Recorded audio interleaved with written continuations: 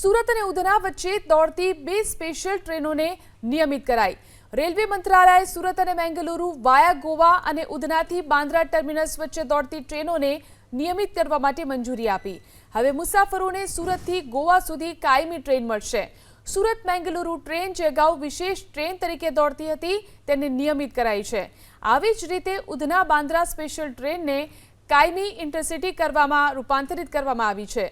Railway અનુસાર નિયમિતકરણનો અર્થ એ છે કે જે ટ્રેન અગાઉ કામચલાઉ ધોરણે દોડતી હતી તેને હવે કાયમી બનાવવામાં આવી રહી છે।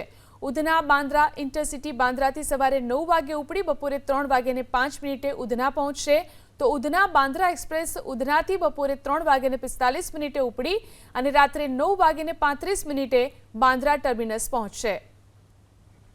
સુરત અને ઉધના વચ્ચે દોડતી બે સ્પેશિયલ ટ્રેનોને નિયમિત કરાઈ। રેલવે મંત્રાલયે સુરત અને બેંગલુરુ વાયા ગોવા અને ઉધનાથી બાંદ્રા ટર્મિનસ વચ્ચે દોડતી ટ્રેનોને નિયમિત કરવા માટે મંજૂરી આપી।